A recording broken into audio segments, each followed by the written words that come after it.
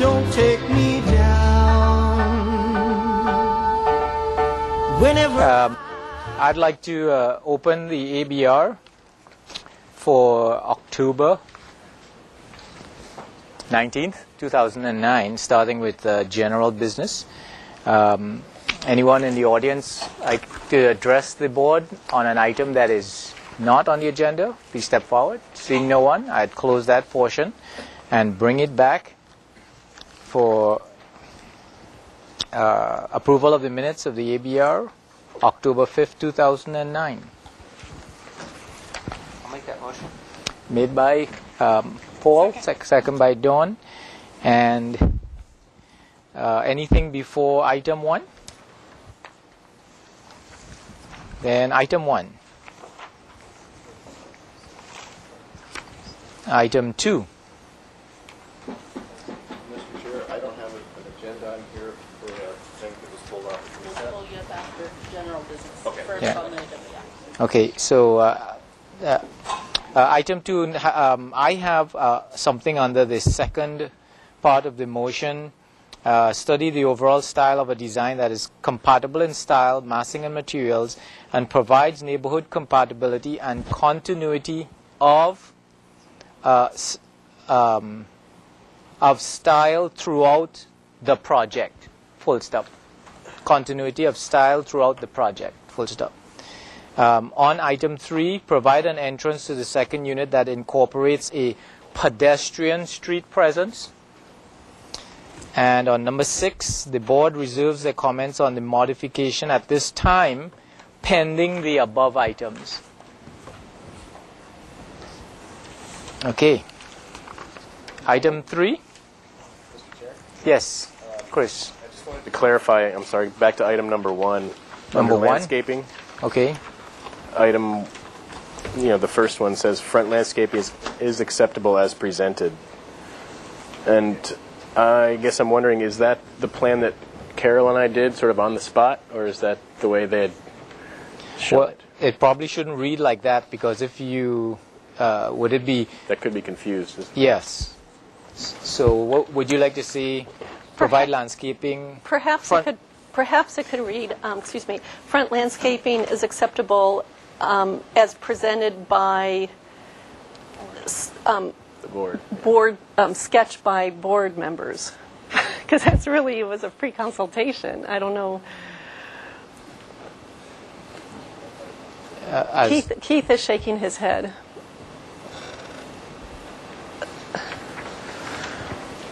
I'm open to suggestions. I think if it wasn't acceptable as presented, I wouldn't Should we- recommend adding a staff sketch. I would Yeah. say I say we just do strike with- that and let Yeah. it be read the comments. So just, I would say it's not acceptable as presented. Front landscaping was not acceptable as presented. okay. If you read the rest of the motion, Yeah, because number 3 kind of shows what is suggested to remedy the situation. Okay, so just that straight line, front landscaping is not acceptable as presented, and then go on to 2 and then 3. Yeah. Is that right? Okay. So strike out after presented the rest of that number 1. I would strike number 1. Strike number 1 Yeah. entirely. Strike number 1 entirely. Okay. Item 3. Item 4. On item 4, number 1, I'll probably want to start doing this instead of the board finds. We'll just start with the project is going in the right direction. Number 4, relocate the chimney closest to the street, and then strike elevation so the alignment is not over. Number 5, increase the planters at the garage doors to the maximum possible depth. And then number 6, study building out the second floor gable windows 8 to 10 inches out from the face of the walls. Number 5, I have number 1 on 5. The board proposed option which incorporates a wall with arched entry, providing more of an enclosed forecourt. Okay. That's not what I said. Okay, all those in favor of the motion as read, say aye. Aye. Against? Motion carries. So we have a motion for consent by Clay, second by Keith. Okay. Take a pick, Don or Keith. Yep. And you can just state what date that is. We'll start Michelle. with the last Mondays. That would be October 5th.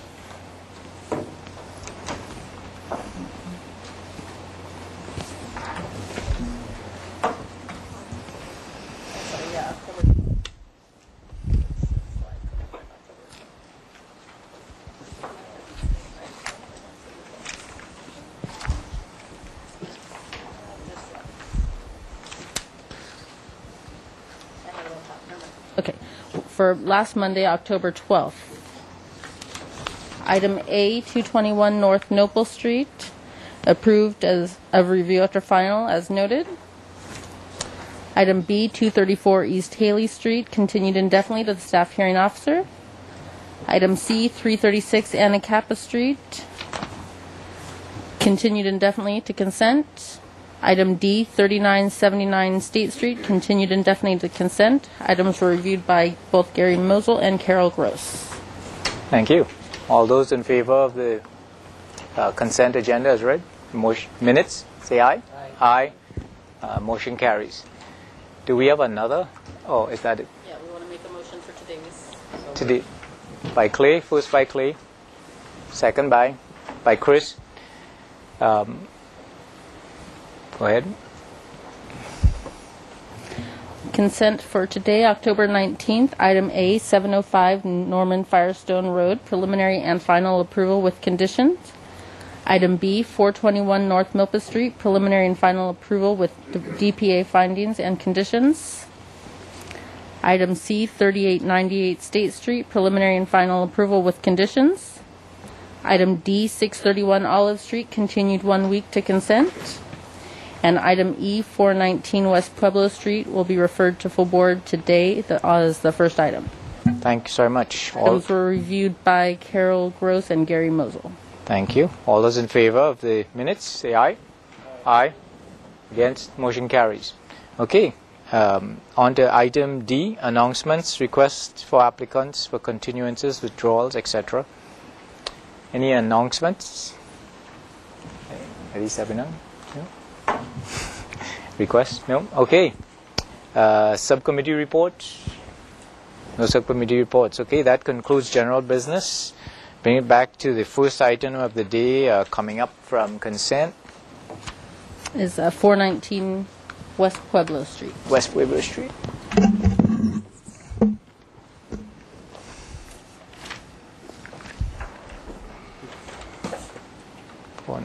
West Pueblo.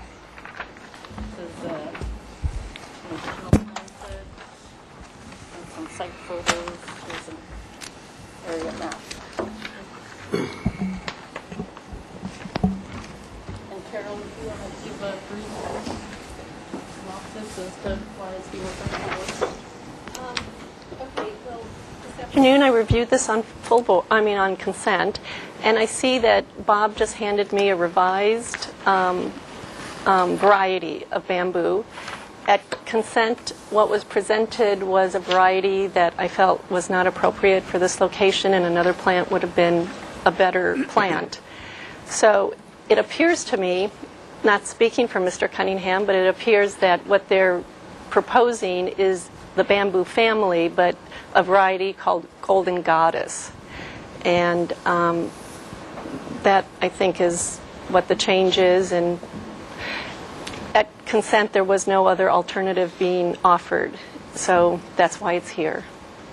Okay, and Why did it get bumped up to the full board? Because the variety of bamboo that was proposed earlier, the research showed that gets 35 feet. I was concerned that what the purpose was to screen. There's a one-story building, 7-foot-high wooden fence, a playground, all in one elevation.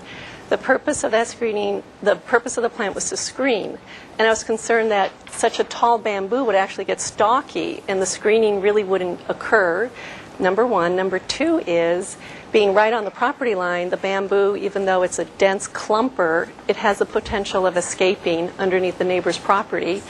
And it litters like crazy. So I just didn't, I thought of all the plants that could have been chosen, there could have easily been a second choice that would have been offered at the presentation. So I had those concerns. And you felt that we could help you pick up? I mean, I'm just wondering why it got bumped up to full board. Because the applicant was adamant it was that plant or full board. Okay. Okay. And the new proposal that you're making, how do you feel about it? You and the landscape, you and Chris.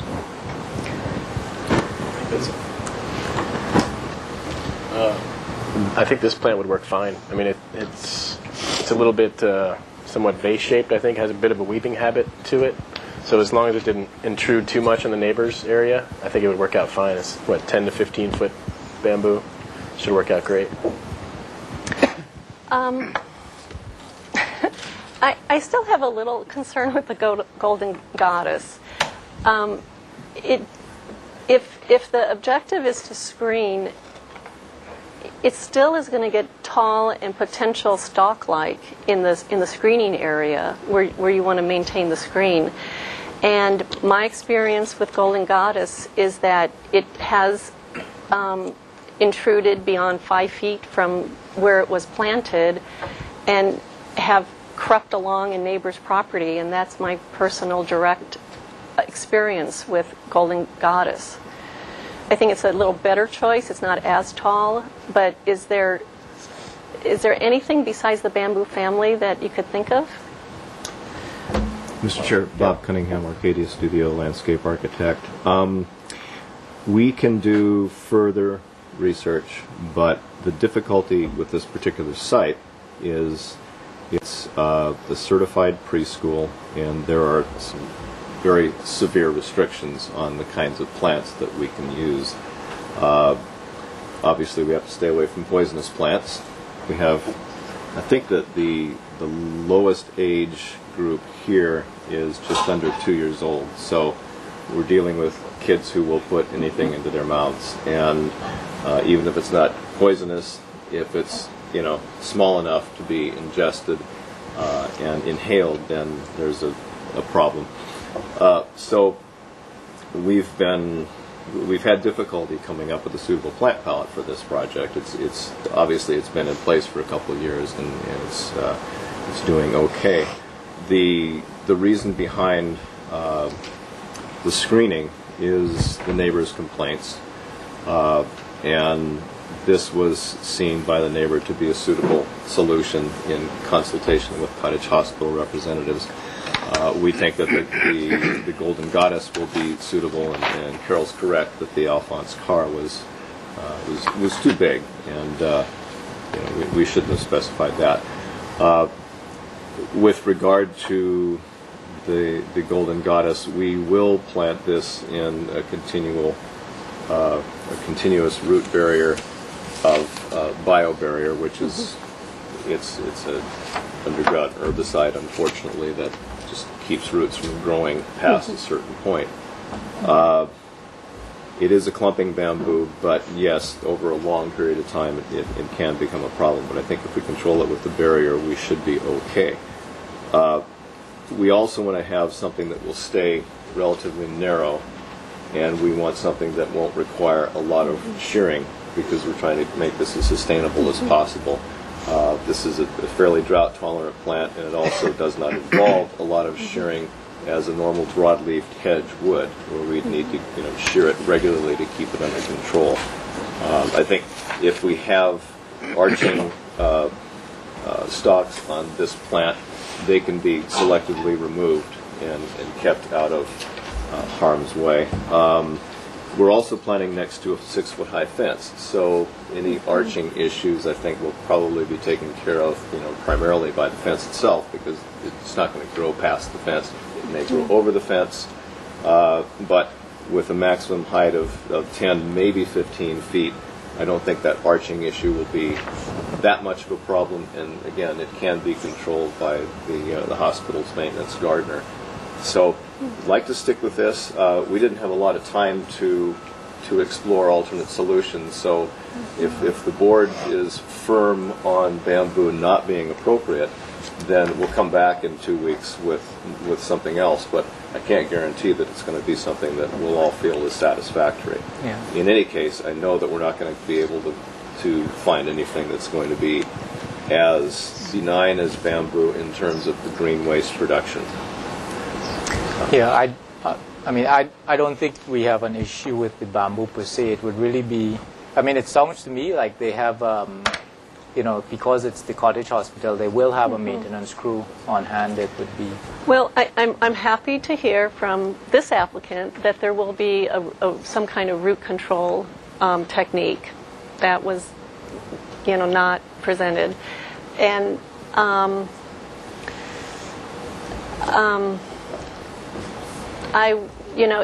it's going to be their liability when this escapes to the neighbors. So I'm just going to say this variety is better than the earlier one, and they have done it in consultation with the neighbor. Mm-hmm. So yeah, they have chosen it in consult. Right. So I would say this is acceptable. Thanks. So, Bob, if you could just change the variety here, as this would be submitted. It's on this plan here. Okay, just change it under the name. Is that all right? Let's make a motion. Mr. Chair? Yes. I'll make a motion to approve it with the note that the root barrier is added to the plans as presented by the applicant. Thank you. Do we have a second from possibly one of you landscapers? By Carol. Okay, all those in favor of the motion, say aye. Aye. Motion carries. Thank you very much. Yeah. Okay, let's go on to the first item. Yes, Keith? You abstain from that vote. Okay, Keith. So, the first item, 3222 State Street.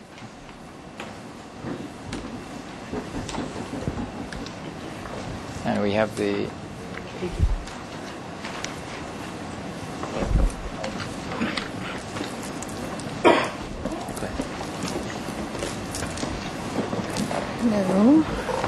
Hello? Okay. Hi. So I decided not to draw the mock-ups on my own because I figured if I tried, you'd send me home. So this is our designer. Just state your name for the record. Oh, I'm sorry. Kenny Osahan. Mm-hmm. So let's see.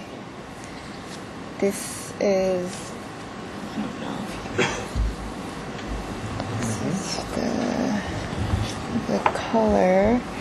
So basically the wood slots from the gable Are off, and then the landscape bed is calico rock, as well as the railings and the frames around the window, and then what else? Removal of the bigger agave on this side, and then Carol asked us to put in pencil tree and agave attenuata. Pencil euphorbia, yeah. Oh yeah, and agave attenuata,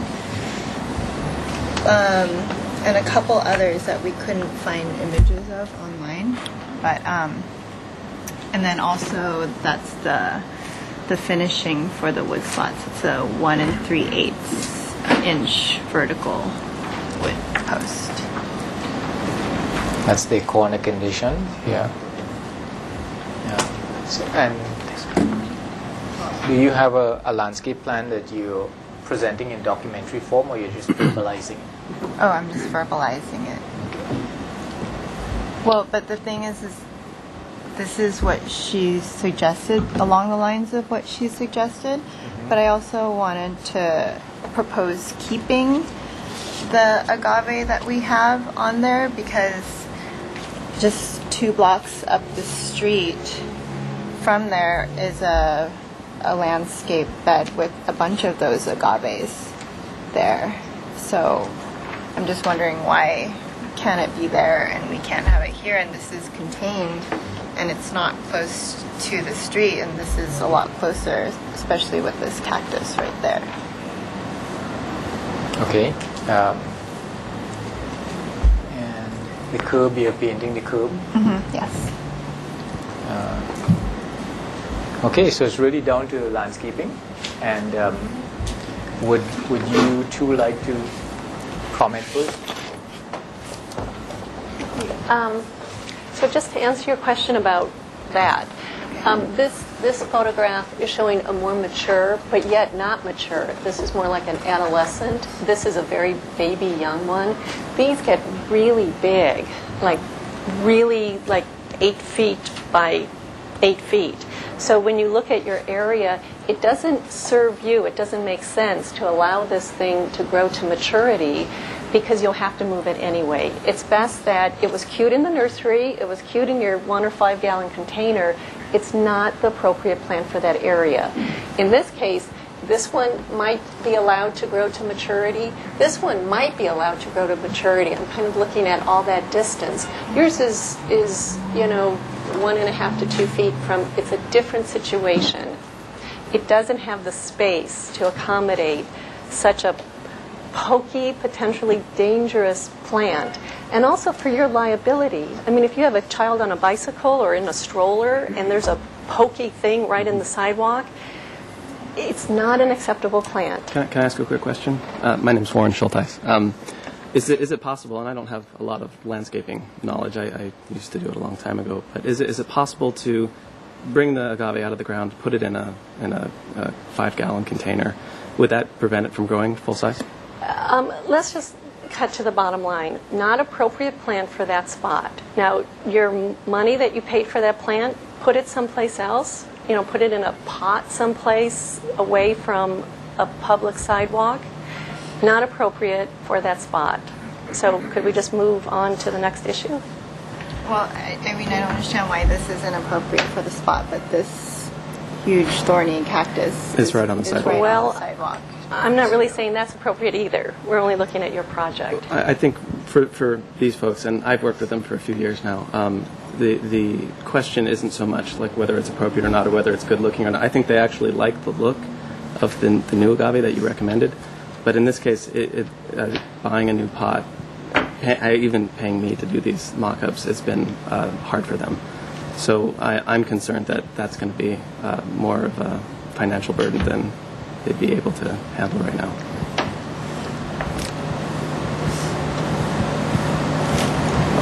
I mean, it's been a long haul, this whole job. Yeah, buying a pot that would fit that agave. Well, having the guys come in and extract it, it is doable. She's not saying to use. She's saying if you want to keep it, because you paid for it already, then buy a pot and put it somewhere else. She's not making you buy a pot. She's just saying that the plant is inappropriate, and she said it before. In that location. In that location. And there's no way to limit its growth. Well, why would you want to do that? It's bad landscape architectural practice to limit the growth of a plant. Well, okay, I won't argue with you, but... we understand, the argument that you're making there, but we're not responsible for that, so it's hard for us to comment on whether that's good or not. That's just not, we're not responsible for that. Yeah. So, that's, the landscape architects are just suggesting that, saying that it's not appropriate in that location. And as Dawn said, if you'd like to keep it, put it in a pot somewhere else. It is not. It was put on Craigslist. That's all. Okay. So basically, the only way it would be passed is if we went with the agave attenuata. Yeah, that won't grow. Actually, I think the intent, and Carol, you can chime in on this, was to create sort of a mass of attenuatas in the front? Or were you just thinking about one? I was, plant? well, I was mostly concerned about the dangerous pokiness, and the attenuata has a softer Right. leaf tip to it. And actually, this is not an attenuata. It looks like an Americana agave. We did a little bit of digging online. That's, I guess it was That's what mislabeled. they I'm gave not you. an expert on agaves, but we can change that up pretty easily. Okay.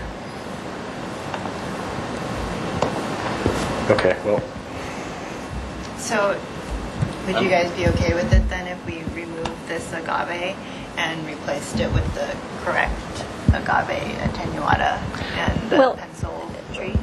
What would be best in that location is something that's narrow and tall. So would the pencil tree be? That's what's in there. It's hard to see because it's darker. So you already planted new things? No. This No. is all mock-up. Oh, okay. So, Yeah, it's a digital It's hard to see concept it sketch. because it's darker. So, so they'll take out the agave and leave the pencil in the. yeah, I think the intent was to put a pencil tree here and then a flax on the other side of that, formium. And my thought was that this area sort of need to be filled up with some attenuatas. Right. That would be almost this entire half of the building there.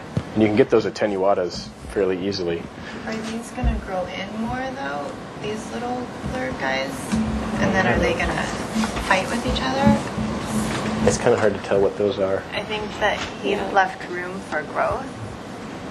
He said those chalk little fingers? ones are going to get bigger. I think that's actually Senecio serpens. I drove by the other day and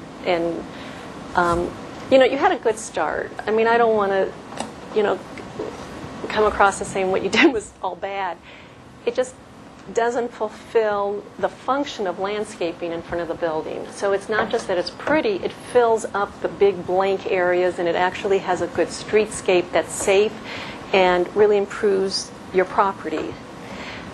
So that's what we're trying to work with you and help. And you need to come, you need to come in and work with us too. Oh yeah, I'm trying to understand. Are these going to grow in, or I mean, I don't. We don't These are know- not going to get any taller We than don't they know are. where you plant Really, them. they'll spread out a I little mean, bit. just like these two right That here. looks like maybe an aeonium, which won't get much bigger. I think the intent, what Carol is saying, is that we need some massing at the base of this structure to make, the building sit within the landscape, so to speak. So more And- of the agave attenuatas. Yes. Like how many would you? I would say 3 or 5. 3 should be fine. Maybe there's 2 over here and 1 back, sort of where you've shown this one. Then you have your pencil tree and then your flax. It's And a flax. Is it's that a what's- formium. It's the spiky. Yeah, which species of flax actually were you thinking of? I'm vaguely familiar. There's one with stripes and We gave you a free Yeah, consultation. I know. We drew you I a know. sketch. We have all the plants and everything, but Yeah, we couldn't it was find formium, the I think it was- Formium cuciana and It the was- Flats demondia. that's the one we couldn't find images of, but we'll have to go back and look. Yeah, we didn't they're- have a lot of time for this. They're two different plants. Yeah, but they're certainly out there. They're both very common That's all right. plants. The flax It- is a it- formium. As a layperson, is the flax with the striping, or is it the plain kind of gray? The one that we've suggested is sort of a bronze color. It's called Bronze Baby. Okay, I Yeah. can find that. So We those have are it two in Home different- Improvement Center. Okay, so other than that landscape and the landscaping, and I would suggest that, I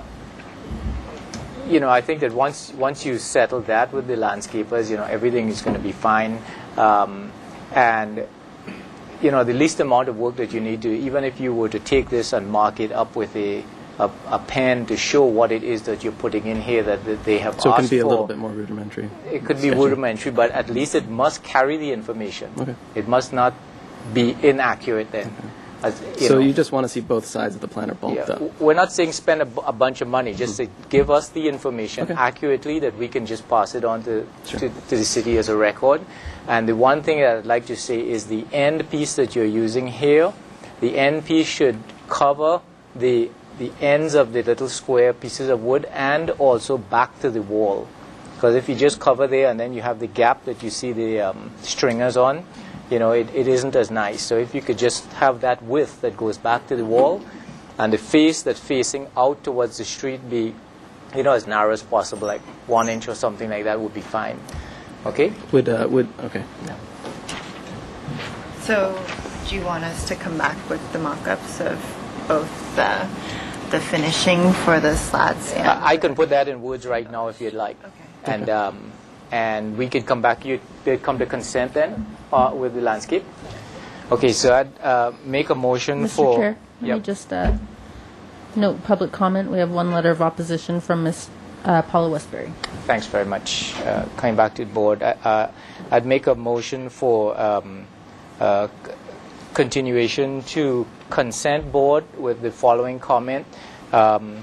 Provide documentation of the landscaping solution as discussed today for presentation to the consent board.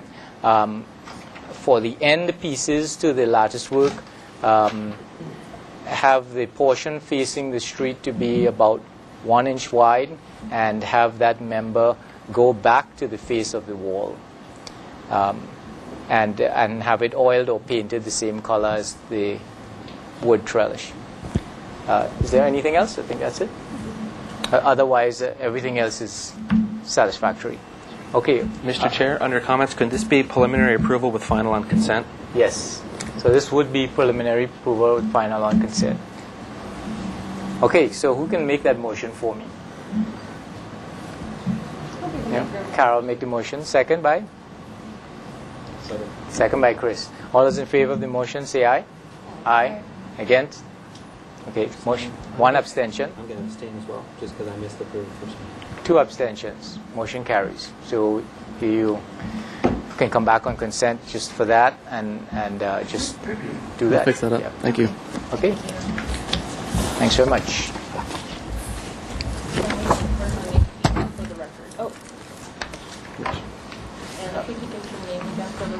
Mine? Okay, item number 2, 903 West Mission Street.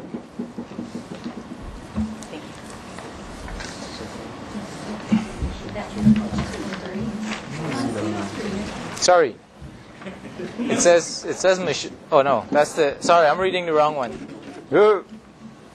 Yeah, 535 East Montecito Street. Sorry. I was reading the old minutes. Number 2 of you.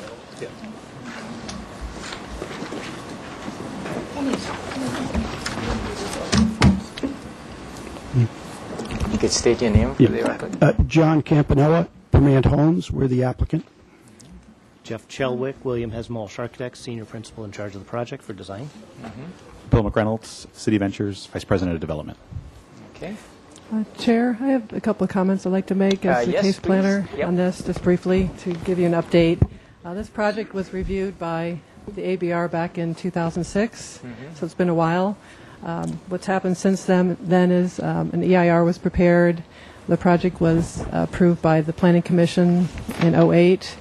A specific plan was also prepared because this project is located in an M1 zone, which doesn't allow residential units. So a specific plan was prepared to allow that, and that was approved in February of this year. So it's taken a while to get to this point.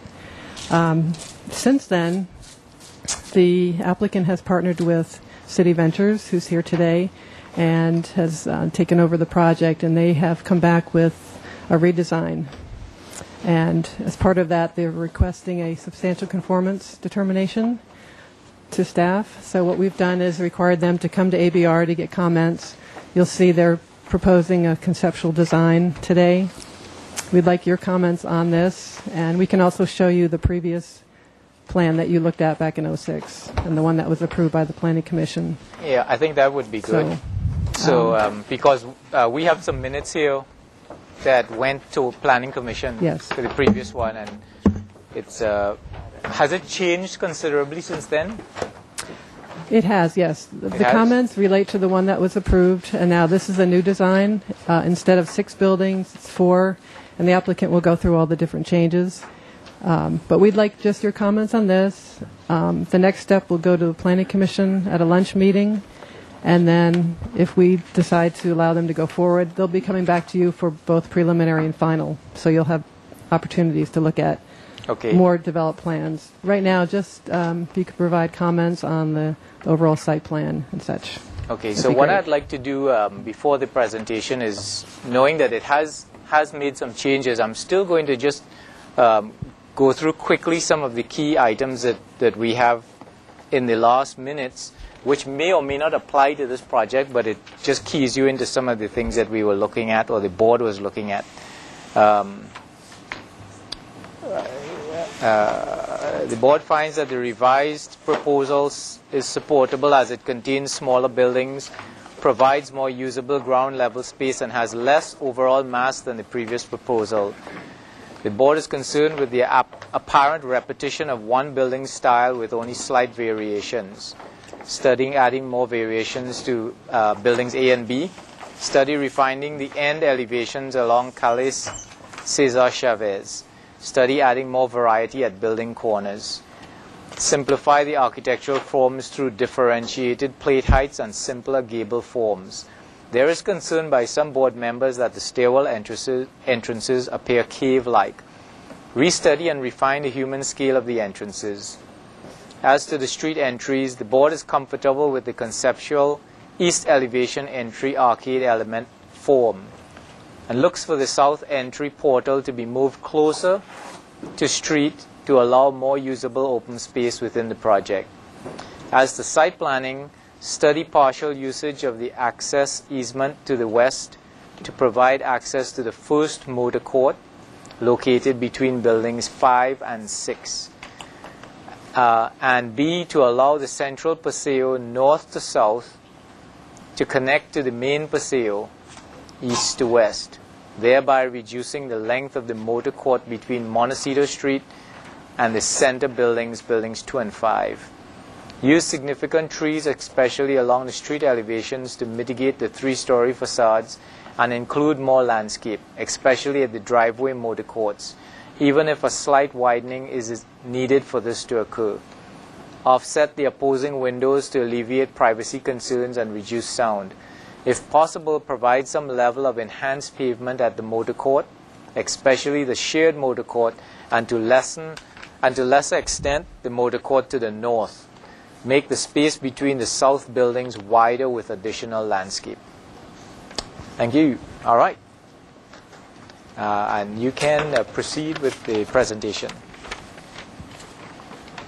So this is the corner of Montecito and Calle Cesar Chavez, right?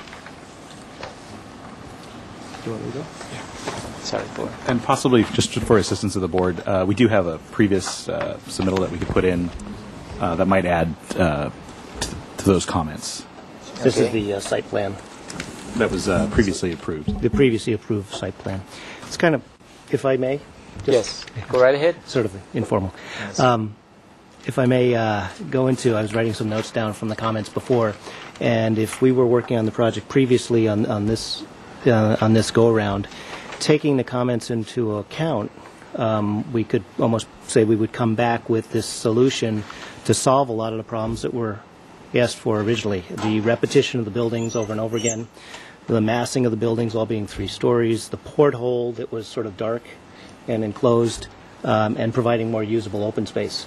All of those key things that were in the requests for this original site plan, we've accommodated on the new site plan in front of you today.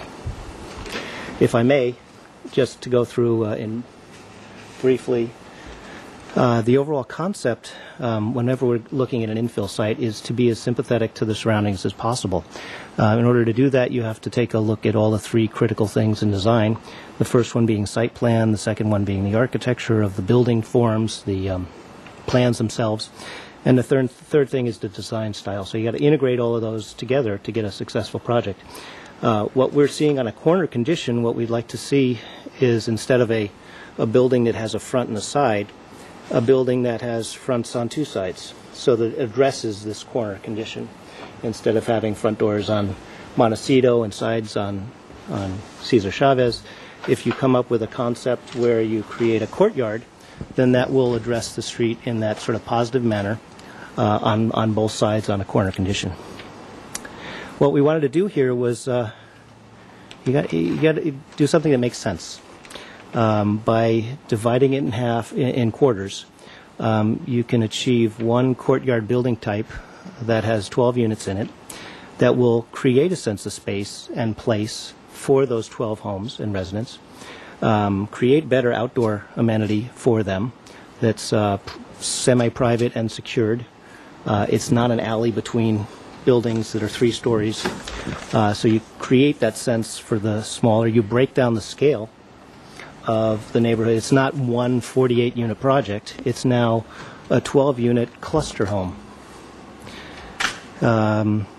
So you get a sense of identity, and to a certain extent, you're creating a location where you're forcing the neighbors to interact and connect to each other in that courtyard, in that shared open space. Create a good neighbor kind of policy. We really like to separate the pedestrian and the vehicular, so there aren't cross reactions. In the previous submittal there, you had to cross a drive aisle. So you drive in your car, and then your front doors are off the side or from the streets. So from a site plan point of view, if we can achieve that, I think we can be very successful in addressing the adjacencies and being a very good neighbor, and then also breaking down the scale and creating a good sense of place for the site itself. From a building plan point of view, especially nowadays, what we really need to do is look at the plans, see if there's a variety of plan types that are in there, and what, again, I would propose is to have 1,100 to 1,700 square feet, have a little more variety of the types of units that are there instead of, I believe the previous submittal had 3 or 4 plans. We have 5 or 6 different plan types. So, and have some that are a little smaller in different locations, so that there's you can capture a variety of different type of people that would want to live there. One of the key things that's significant is the previous submittal had 100% tandems. What we're proposing now in front of you has 50% tandems. So that means every other home has a 2-car side-by-side instead of a tandem garage. We found from our experience that's pretty good to do if you have the option. All of the front doors of every one of the homes comes off of the courtyard, so you have a sense of transition from the public domain and the street and the sidewalk to an interface of a sort of squeezed in, a little tighter area that would have a secure element, a gate or whatever, to create that sense of privacy to the courtyard itself.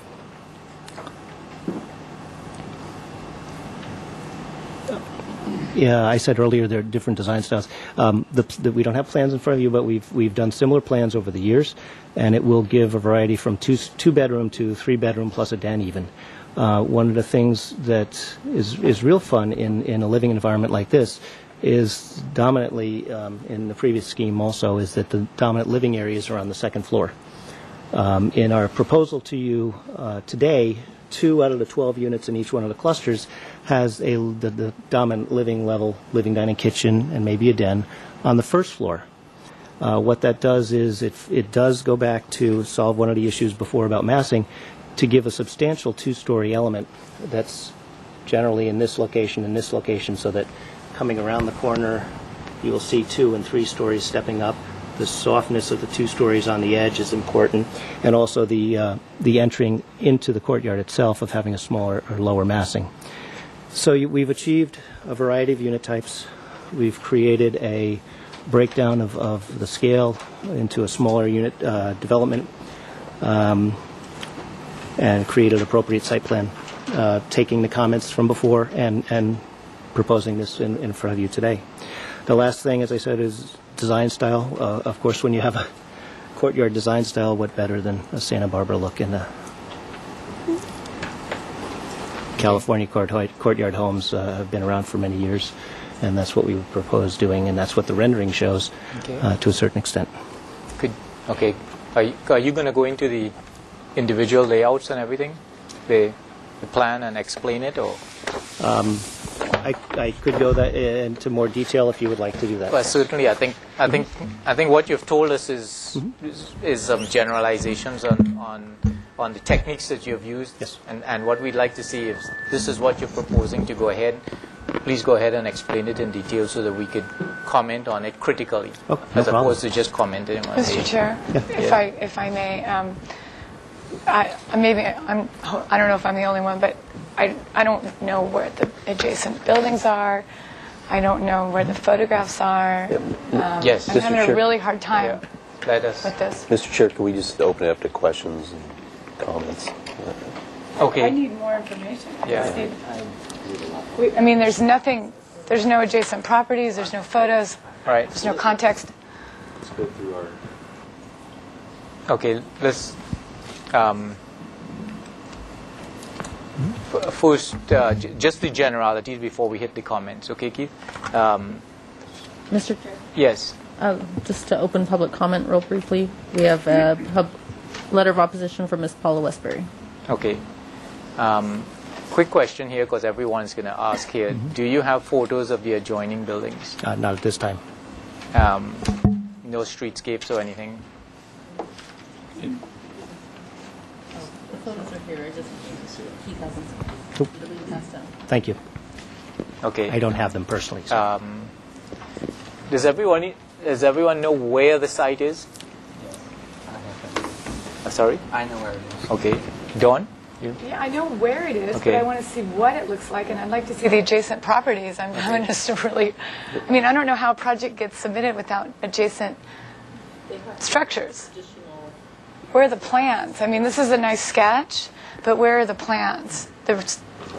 Chair. This Can is we just just go through our conceptual. I comments? understand that you don't have normally what you usually have on this. It's just Conceptual drawing. Okay, it'll come you have the back. previous Okay. plans that show, I believe, the adjacent properties on them, and those are down. Okay, there. here's what's going to happen. You're going to get some comments, and the comments, a lot of them are going to be documentation that you should have presented today or should be presenting, because it's been such a long time since the last project, and we have new members, and it's been such a long time that you'd have to bring people up to speed. So what we're going to do is we're going to start asking the questions. We're bringing it back to the board for questions, and Keith would start with his. So I guess the first question would be, do you have a site plan showing the current proposal inserted in its context with adjacent properties and buildings? Not the old plan. I want to see this in its Context, do we have a plan like that? No, Yeah. We'd need this building and the layout. We'd need, these buildings, and so we can see the massing from on top. And the other question is, then we don't have floor plans of the individual units with window layouts or where the parking's located, anything like that? No floor plans? Okay. Those are my... Okay, Gary? Questions? Yeah, I would need to see further information. I mean, I can't tell how these alleyways are articulated. I can't get I don't have a concept of what the massing would be. I don't have a concept of where the entries are at. The information that's here, I'm just lost. I mean, I see 4 blocks, and okay. Even as a conceptual, I'm not getting it. Thanks. Dawn? Elevations. Where are the elevations?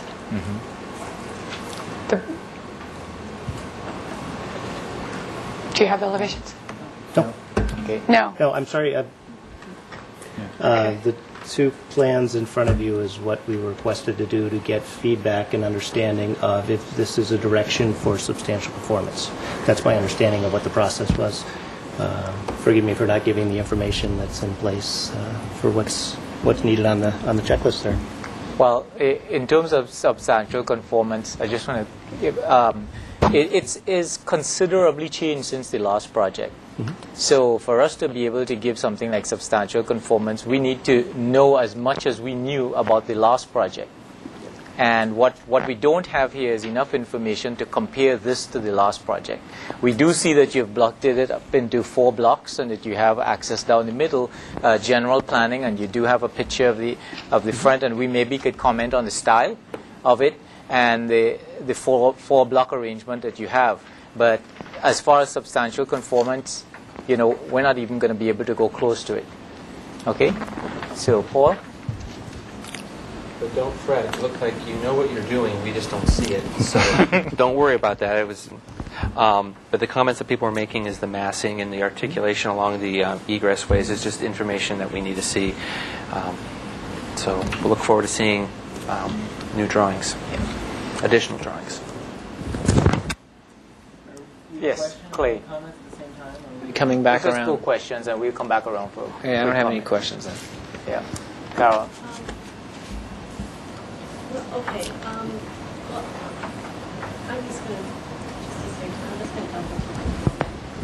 to. Let's just do questions and we'll do comments and come back. Okay. I don't want to do everybody doing something different.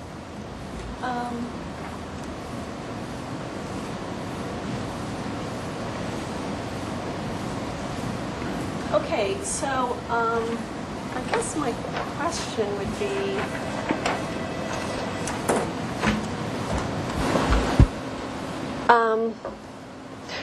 all right, so if you could explain at this point in your thinking, because this is in concept, how is this project illustrating some of the best examples of similar projects that we have in the city? Like explain how this is benefiting the neighborhood, improving the aesthetics of that immediate vicinity. I would say that it's more in keeping with in the previous submittal because of mentioned earlier on the corner condition. You want to have fronts on the sides from both street faces. The adjacent properties are two this is a sort of a one-story high massing solid wall building with a large tower, and then there's a 2-story and a 2-story over here. So having 2-story elements facing the streets is, to me, very important on the project, and one of the reasons why we changed it from the previous submittal. And the changes from that previous one that was approved take into account and come from some of the comments from the Planning Commission in the previous letter. Okay, so explain something. This is a redesign. So how are the comments from Planning Commission on an old design relevant to this project? If that was taken forward, that design would have to be modified, or generally, my understanding is it would have to be modified and take into account the issues and concerns of the commission that wrote the report. And how do they mitigate and confirm that? You can see right there that sort of stair going up with the dark shadow on it. How would they solve the problem and bring up the issue that was requested to them? Okay, thank you. Thanks. Chris?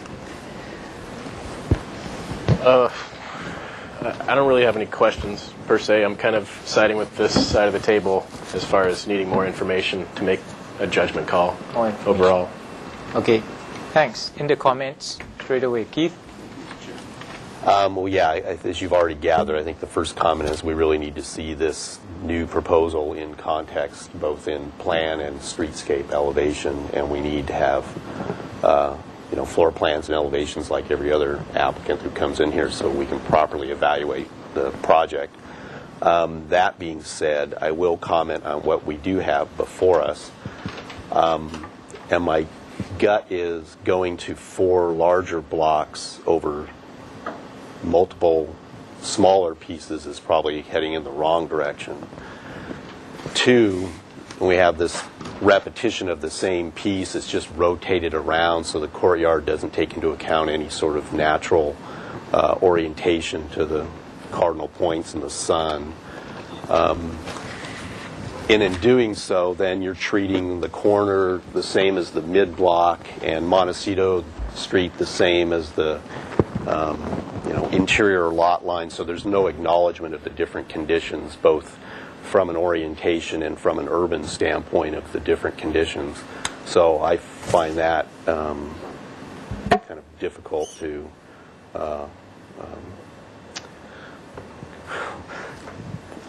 seem appropriate. Find it difficult for it to be appropriate. It's not acknowledging the different conditions around it, particularly when we're having these what I assume are auto circulation pieces that are kind of just kind of ending at the street. I don't know what kind of urban condition you're creating there. I understand the concept of courtyard housing, but I think there ought to be some acknowledgement to the public realm with some entries to the street, fenestration to the street, something, rather than having them totally interior. So I think those are the main comments. I mean, just from what I see here, I have some real difficulty just from some basic site planning responses from what the footprint that's presented here. And those are my comments. Thank you, Keith. Gary? Those are some great comments. And I would agree with all of them. I do have concerns with the way that these buildings are articulated into a block like this, where they're not in a direction of a public view. So we have these somewhat of a view corridor that's not benefiting the public, and it's not benefiting the buildings.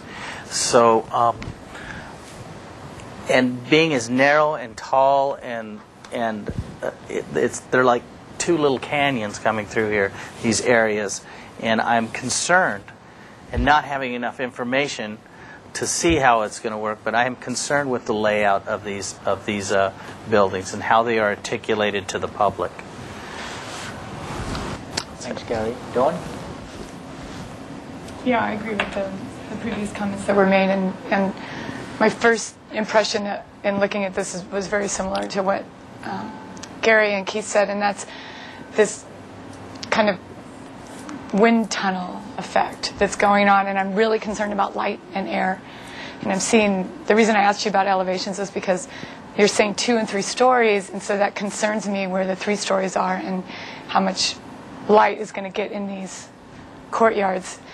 What ends up happening for me, without really seeing the massing, is that by just putting what seems like one access through an adjacent property to get to every single garage, this is a... It's an access. It's just green. To me, it didn't look like a driveway at all because it's green and green. And so... You're correct. And this is a tree, so the only way in and out of this entire site is right here, and it's not even on a street. So that I don't understand at all. To me, the way I see it is when you're saying that the project addresses the 2 corners, it's not addressing either street.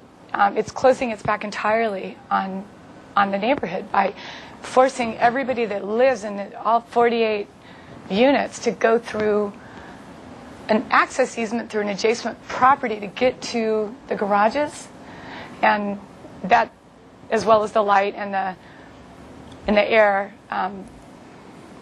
really concern me. And I can't speak to the massing because I don't know what it looks like. So those are my biggest concerns right now. Thanks, Dylan.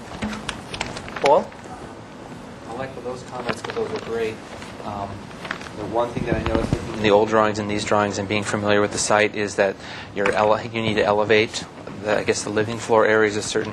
So when you come back, the stairs and the connections between the sidewalks and how pedestrians move, I'm looking at where your guest parking is and wondering how the guest parking gets to one of these units, if that's the case, and do they wander in this walkway area. So those are the things that we kind of look at. It's not here, but you need to provide that information for us, and you're listening to the concerns that the board is having. So you got a challenge, or a lot more information we need to see. Thanks, Paul. Clayton? Something new. I have the fortune of having my office down the street from this site, so I've been by this site any hour of the day and early morning.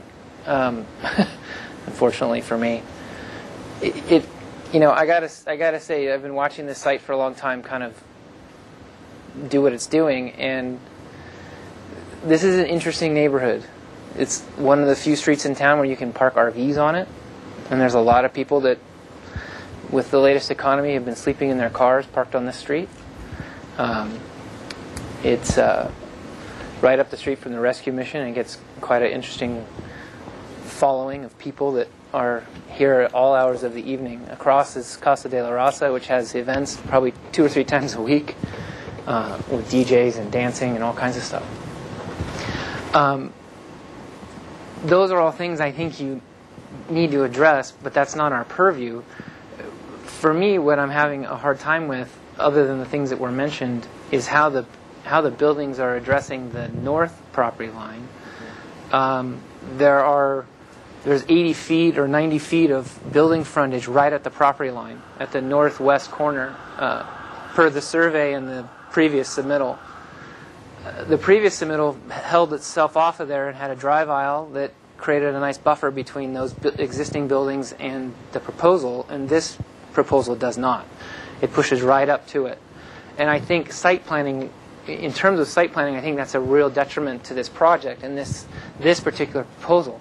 Architecture design aside, I think you need to figure out a way to address the buildings to the north they're right on the property line, and then there's another one to the east that's only 10 or 12 feet off the property line.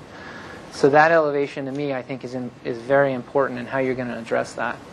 The other thing that I'm just generally having a problem with is we're asked to do substantial conformance, or we're asked to look at it. I don't know that we actually do the final determination at this level, but we don't have enough information. And this is to staff. If an applicant's bringing a project like this in, we have to make sure that they're bringing in everything that we need to review.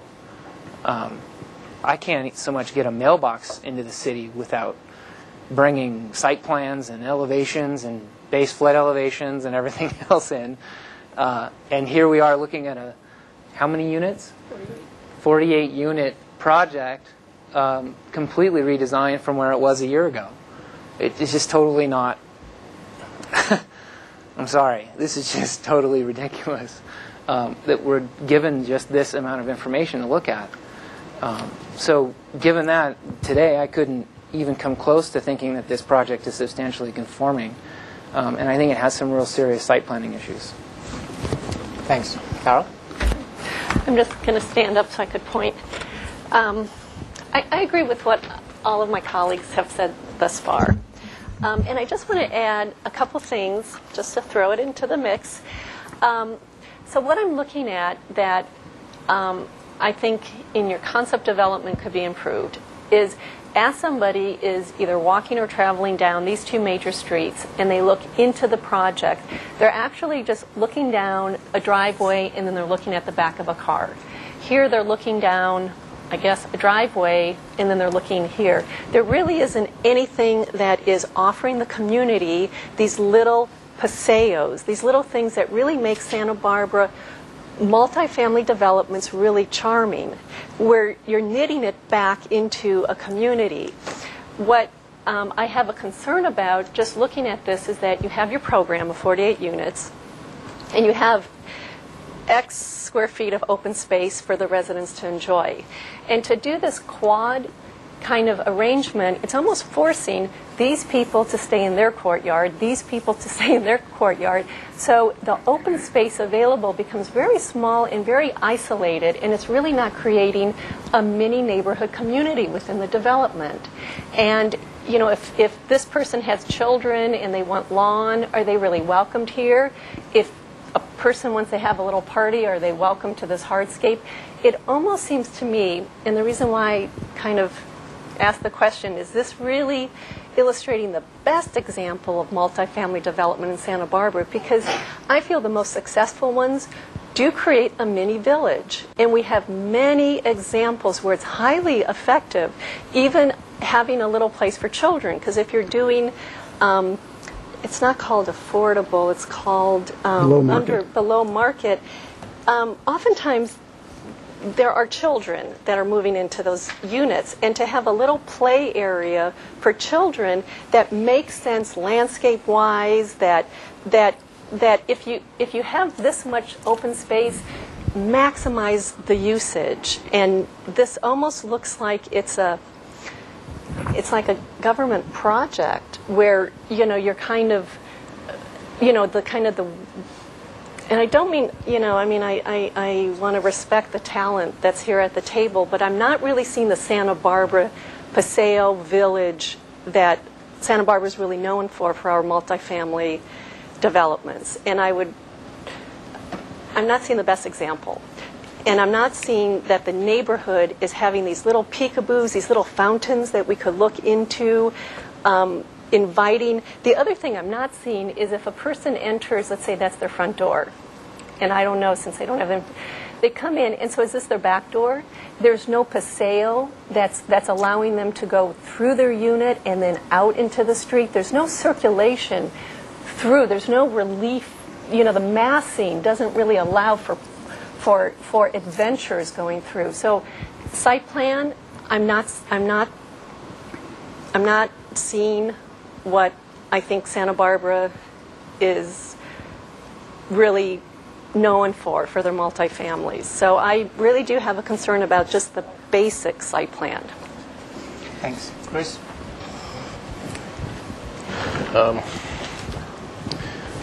Well, a lot of good comments. I agree with just about all of them, and so I will leave it at that. I don't have anything additional to add. Thanks, Chris. I think that all the comments that you had from everyone, I think, is right on. They all have comments that, starting from the documentation first, is really important for us. We can't make any determination unless we have adequate documentation. Secondly, I have to say, what we're seeing, what we see in this image here. Just to give you, what we see in this image here, I think, is a great direction if we were to take this image as where you're going with this. When we take this, and I'm coupling it with what you show us on the site plan, and the site planning is so key to being able to do the right thing on this site. I would take that into consideration, but come back here, and a lot of the early critical stuff is going to happen on your site planning. And I think that the site planning has a lot of weaknesses. And already, without the documentation that we've seen, we've heard from other board members what's happening on the north elevation there is key. The thing is that what we see here applies to maybe this little quadrant right there. And that quadrant is probably going in the right direction. But to say that to take that and extrapolate it throughout, it does not work. It does not work. To say that someone's entrance to their unit is down at the end of this enclosure and that's the only way out is not a good solution. You need to have some sort of paseo that gets through, that has a through the community type of environment. These blocks are essentially creating, especially since they're all symmetrical, they're really creating a managed environment. And a managed environment is not where we would want to carry our community. In terms of, it's like government housing when you get to that managed level. When you get this repetitious type of symmetrical about this direction and symmetrical about this direction. What we're seeing on the planning here is dead straight alleyways down here, and I'm putting myself down there, and all I can see is all of these garage doors down there. And so who would go down there? You would never send your kids down there because a car will always be coming out. It's that kind of thing. It's just it's not a pedestrian zone. So the planning has to come back, really addressing these concerns. And I would keep that, say, hey, okay, we know where we're going with it. Mm-hmm. Design-wise, we have the ability, we can do it.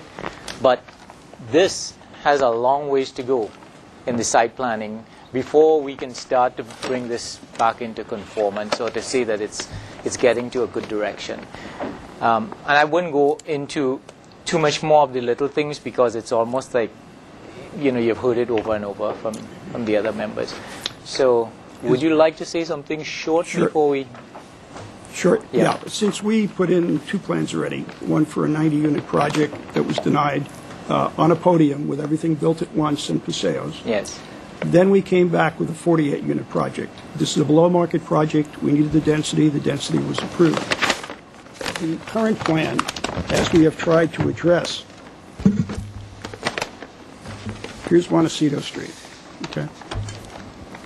There's a driveway, similar situation, and perhaps we could do some refinements on this area here at the front. These buildings were all 3 stories in mass. They were all larger square footages. These people had no common area except for this side. Okay. As we went through the process of looking at what people want, does everyone want 3-story walk-ups? We discovered on surveys that we did last year with the help of the Santa Barbara Foundation that half of the buyers wanted flat units, 2 bedrooms, 2 bath, they take a tandem. They can walk to work. They may only need 1 car in this location. 90% of the people thought it was a good location. To make a correction, there are no longer RV vehicles allowed to park on the street. Signs are up prohibiting it. And they were taken off by the city because it's close to Casa de la Raza. Secondly, the homeless shelter is equidistant perhaps to the $1 million condos that are down a block on Garden Street. You know, it's far enough away, and there's other features, car winery, walk to the beach, etc. So that's going to be up to the residents. We didn't feel this really gave equal use of open space and privacy to people. The other big factor is nobody today is going to let you build 48 units at once. You will never get the financing in place. We worked with the city to do phasing, and by doing phasing, we would phasing in an environment where everybody got a piece of what they were expected as each phase was built. If we phased this project, we'd have to cut up the open space, so people might not have access for 6 and 8 months. They'd be living next to a construction zone. That's why this plan was intended to give people in phases of 12 units intentionally to feel that they were something special. As far as building forms in Santa Barbara, it's very rare on the ground that you would get 12 units in one project like this. Okay, it's mostly 2, 3, and 4 units that you see together. This is a community. We feel, accomplishes a community of people with their own private little open space, indoor-outdoor space, and set up with the homeowners association to maybe finish this off as the needs arise. If there's a lot of children in this one area, yeah, the play equipment can go in. We can leave allowances. So that was the intent, to get a variety of flats and townhouses, not all the same, not do it military style as these were, but really to create a flavor of different product type, different accessibility, different use, and a different feel of privacy while still opening these corners up to the public. And that was our intent. Understand totally how more detail is needed, but I think if I look at what was there before, the issues that were addressed, I think as a start that we've addressed, and the approvals in the specific plan itself, I think we've addressed a lot of those issues, and appreciate the comments that we need a better package to illustrate that. But I don't think it's appropriate to throw the whole package out or looking for a variety of reasons. I think we can work with this to help satisfy your needs. Thank you. Okay, you know, I don't think the board is going to say whether you can work with it or not. I think we don't have enough information here to be able to make a ruling on it, on whether you can work with it or not. So I understand where you're coming, and we're not saying, hey, go in a completely different direction. We're pointing out, we're pointing out the weaknesses that this plan has, and it has many, many weaknesses. And I think that if those weaknesses remain, as the members have stated already, you're going to hear the same comments over and over again. So it's your choice as to where you'd like to take it, you know. Okay. But it has its weaknesses already from what we can see. So. Thank you. I understand what you're saying, but. Chairman, could I just make a comment just in regard to the substantial conformance determination, the way that works? It's a request to staff to do that. So what I'm doing is getting comments from you right now, and then I'll take it to the Planning Commission lunch meeting and get their comments. And I appreciate all the comments about the site plan. That was, I know you didn't get all the information that you usually do get, and I was aware of that. I think very helpful comments on the site plan itself before they move forward with going forward with more detail. But we're not asking you to make a substantial conformance determination. Just wanted to clarify that. All right. Because that's good, because we're not able to make one. But so I think right now, you know, we need a lot more information to be able to make any kind of judgment on it or to give any kind of direction. But what we've commented on what has been presented, as the members have stated, has a lot of weaknesses. And so we would be hoping that what comes back to us is revised, radically revised. Okay, so can I get a motion from someone that would move us along Could I just ask one question, and forgive me for the information provided, not provided, the process that we're going through here. I've done this many times and appreciate the comments. The biggest one was the site plan. As an architect, I'm looking at the site plan, and as everyone knows, every architect has a different opinion on different things when they look at something. So when the process that this site plan that was approved went through this body, and you were very happy, and all of the questions or concerns that were brought up regarding what we proposed were addressed, except for some of the comments from the Planning Commission with this site plan here. I'm just questioning.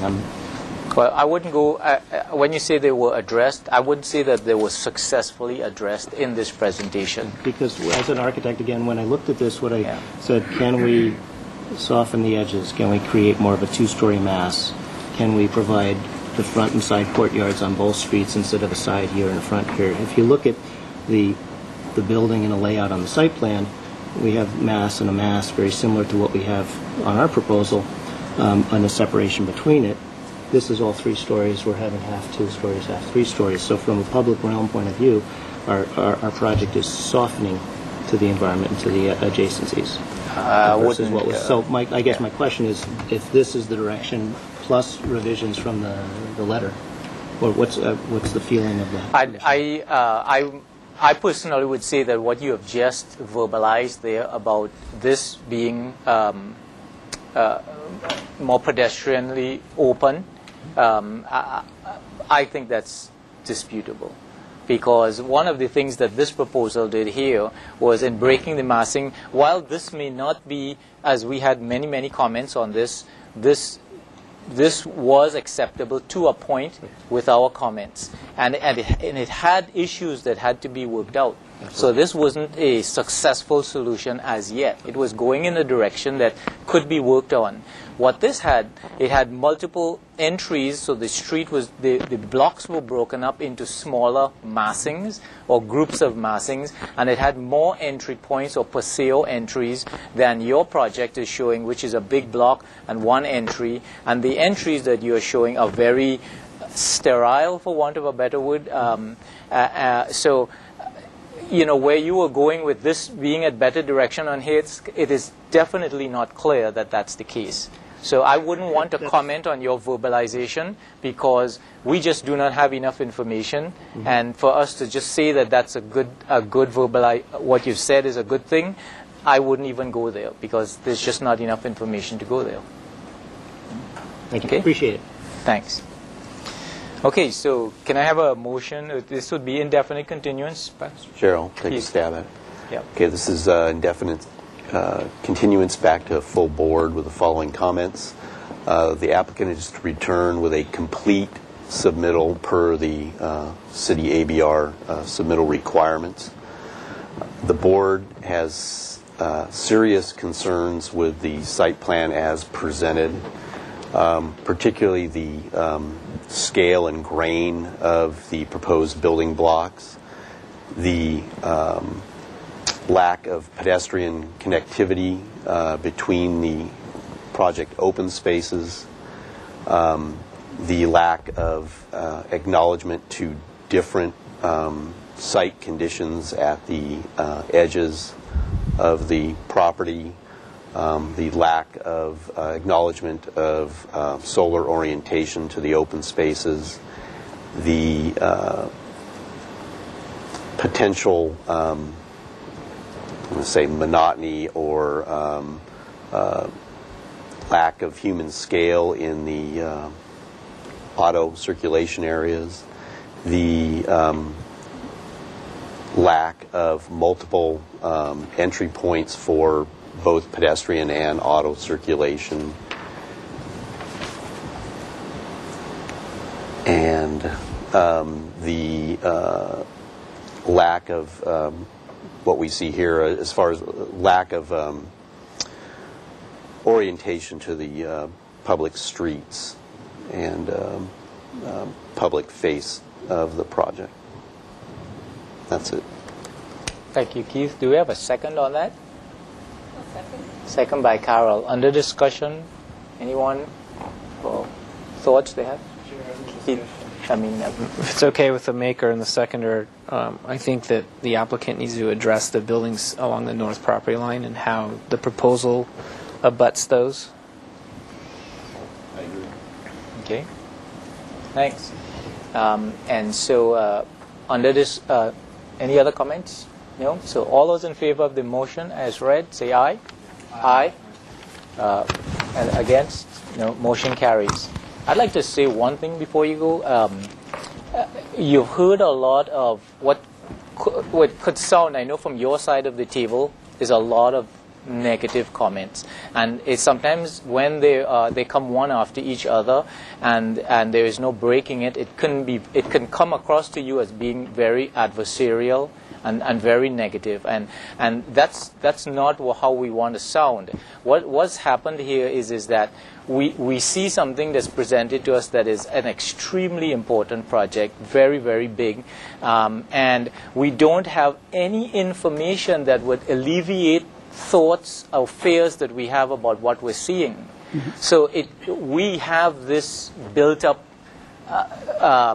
we just don't have the information to answer, and here these applicants asking us to give them the benefit of the doubt on something. So it's hard for us to give anything when we have a fear that we would be giving something without any information and be giving the wrong thing. So please don't take it as an adversarial. We really would like you to come back. I think that what you have here could be the grounds for something very good. So, okay, thanks very much. Thanks, Mr. Chair. Yes, Gary. I did want to add a comment to under discussion, perhaps, but I am concerned with the proposal of the setbacks that they have here. Part of the landscaping is in the 60-foot right-of-way, and then they have a 6-foot setback, and the buildings that are around there have very generous setbacks, and I would be really concerned with these 5-foot setbacks and the building height. So the applicant should take into consideration the small 5'6" setbacks that they have and 6-foot setbacks. So that didn't get into the motion, but if you could keep that in mind, it would surely be something that we'll be looking when you come back. Okay? And that's why the neighborhood context is so important also. Mm-hmm. Thanks very much. Thank you. And that being the last item of the day, would like to close the end of the ABR for today, and good afternoon, Santa Barbara. Thank you. You're welcome. It's not as bad as smaller.